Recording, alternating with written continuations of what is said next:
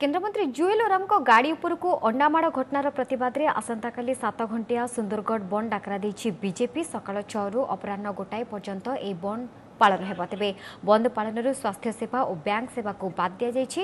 अंडामाड़ करथिबा अभियुक्तों को atrocity act रे गिरफ करी कार्यानुष्ठान नेबाको दल दाबी करथिला। तेबे रुजु होइथिबा मामला रे ए दफा लगा जाय नहीं। सेबडे अंडामाड़ घटना पई बीजेपी रो गोष्ठी कंदल को दायी करछंती बीजेडी उपसभापति दामोदर राउत।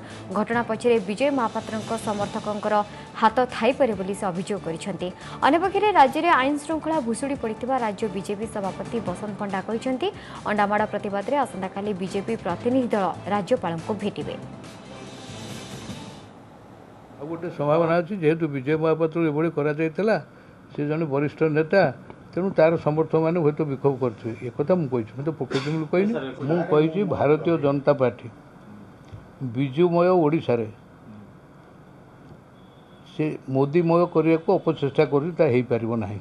सभ्य समाज रे गणतंत्र व्यवस्था रे अतीव निंदनीय एवं दुर्भाग्यजनक मोर नेतृत्व रे आसंता काली मान्यवर गवर्नर अवगति निमंते ओडिशार आईन श्रृंखला परिस्थिति को भली भाव में विपर्जित होछि तार तांकर दृष्टि आकर्षण करिवो।